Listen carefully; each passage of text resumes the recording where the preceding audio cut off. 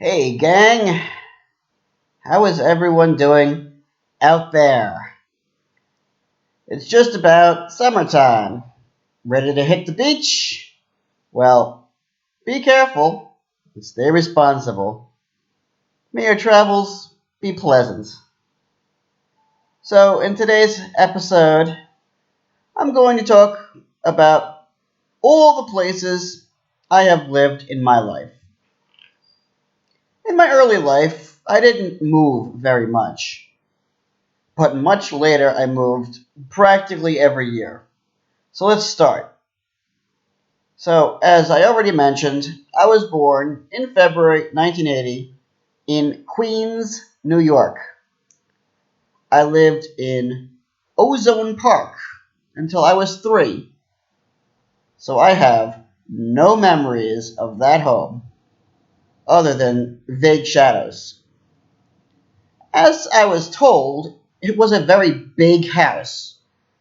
Two families lived there.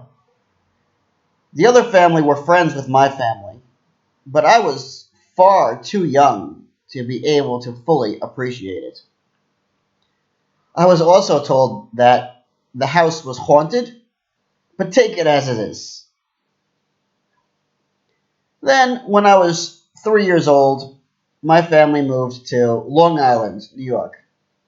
So I grew up in a residential neighborhood across the street from a school and a large sports field.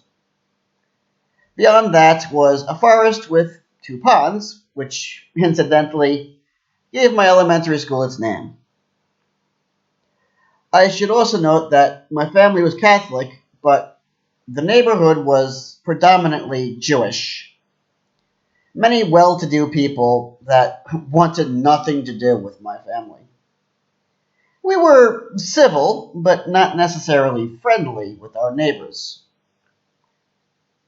There was a footbridge down the road that led to the high school and middle school. Beyond the high school was a bunch of shops and the supermarket. As I mentioned, sometimes I would take the trek with my older brother to the supermarket and stop off at the local arcade that unfortunately closed down in 1988. Also worth noting is that my house was the only black house in the neighborhood, and it remained as such until we renovated sometime in the early 2000s. We also had an in ground swimming pool in our backyard. My mother even mentioned that this house, too, was haunted. Well, that was my home for about 30 years. But it wasn't my only home. Sometime in about 1990, my father moved to Staten Island, and I visited him every 2 weeks, as I mentioned in a previous video. He rented a unit in a condominium complex which had about 6 rooms altogether, though mainly we stayed in the living room and kitchen on the second floor. The bedrooms and bathroom were on the third floor. But this is where I often played video games. So those were my main two homes until I started college, at which point I lived on campus and sometimes even off campus. I'll explain more in a future video. But that was the first time I basically lived on my own, and I found it very difficult. I had roommates, but I didn't often get along with them. Of course, with two brothers, I was no stranger to sharing a room. Although, after my older brother moved out in 1995, I had my own room for the next 3 years and got used to that. So, my 4 years of college were fairly uneventful, and afterwards I moved back to my main home on Long Island. So, from when I was 22 until I was 34, I lived there, occasionally visiting my father in his Staten Island home. When I was 34, I made my second move and my first move overseas to China. First, I lived in Wuho district of Chengdu in the Tongzilin subdistrict, a rather ritzy and lively area of more or less wealthy Chinese people. I lived in a community complex. As I mentioned, I had a roommate, Blake, and we shared a unit. The unit itself was actually very nice, nearly as big as my father's apartment. There was a central living room and attached kitchen. I didn't really like it, but I certainly liked it better than other places I lived. That was in 2014. Then in 2015, for some reason, my company sold off the unit and I moved to Qingyang district of Chengdu in the Yopindao subdistrict, which wasn't nearly as nice as Tongzilin, but had its own shopping mall. I had a small apartment in a gated complex, but it wasn't as nice as my first one. It had a kitchen living room combo with a small bathroom and two bedrooms, one occupied by my new roommate, Andrew, who I didn't particularly get along with. Fortunately, I didn't have to endure that very long since I left the company near the end of 2015 and started with another company, also in Chengdu. However, it was in Qingbaijiang district, which was a bit far from the city center and consequently much more suburban. Once again, I lived in a community complex, this time not gated. I wonder if the complex had a name. At any rate, it was far too far away from the city center for me to visit any of my friends or former colleagues in Chengdu, so I spent most of my time there alone. Eventually, I did meet another foreigner, Wayne, living there as well, but we didn't establish a close friendship. The neighborhood was fairly quaint, with a river running alongside the main street, a small shopping center nearby. There weren't any fast food restaurants nearby, though, so I had to trek about an hour to get any fast food, which I pretty much stopped eating for a while. It wasn't an altogether bad experience. I got to have a nice apartment to myself for a change, with a small living room and kitchen. But being far from anyone, I didn't enjoy it as much as I could have. So, I left Chengdu in 2016. After a brief sojourn in my Long Island home, I moved to Beijing. Well, to say that I moved there is a bit misleading. First, I moved to a hotel where I stayed for 2 weeks in Beijing's Dongcheng district, not far from the Temple of Heaven.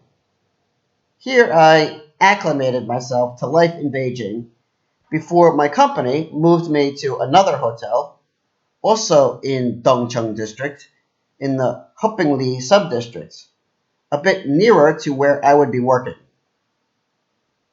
I stayed there while I looked for an apartment with a realtor, but eventually I decided against it and left Beijing 2 weeks later. Once again, I stayed in my Long Island home while I prepared my journey to Japan.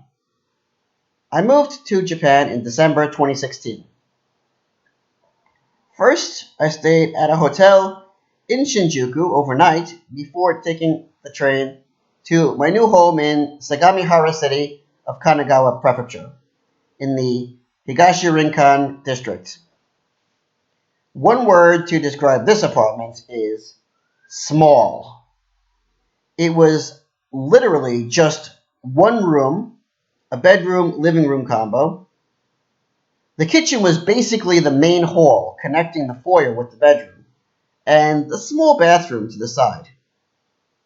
It did have a small loft as well, but I barely used it. Mainly, I just stayed on my futon, as that was basically my entire home. I watched TV and played video games. The supermarket was about a 30-minute walk away, and it took me about 45 minutes to walk to work. Well, on most days, since I worked in multiple offices. Sometimes it took an hour to walk to work, which I could shorten to half an hour if I took the train, but I saw no reason to do that, usually, unless it was raining heavily. There was another office that was about an hour away by train. Actually, while I lived in Japan, I worked in many different offices, but I'll get more into that in a different video. Life in Japan was just so different than life in China. It was much quieter, but there was virtually nothing to do in my neighborhood except visit the odd park. There was a shopping center about 45 minutes to an hour away by foot, so I sometimes went there. But my life in Japan was hardly exemplary. Eventually, I left Japan. In December 2017, I stopped off once again in New York, but by that time my mother sold off the house I lived basically my entire life, so I no longer had a place to call home. I stayed with my older brother for a few weeks, then squatted in my mother's retirement community, where I took care of her dog. In April 2018, I moved to Changzhou City in Jiangsu Province of China. First, I lived in Xinbei District, near the main office where I would be working. But that company didn't particularly care for me, and I lost my job within the month, so that by May, I had to move. This time I moved to Zhenglo District, near where I got a job.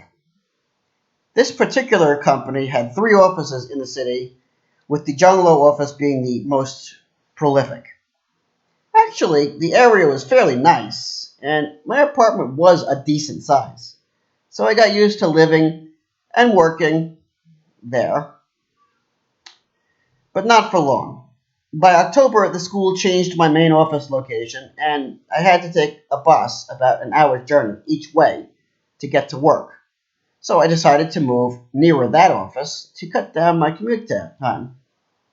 So I moved that November to Wujin District in the south of Changzhou. Wujin was actually a pretty nice area, but developing. My apartment was in a sorry state of disrepair, and often things didn't work as they should have.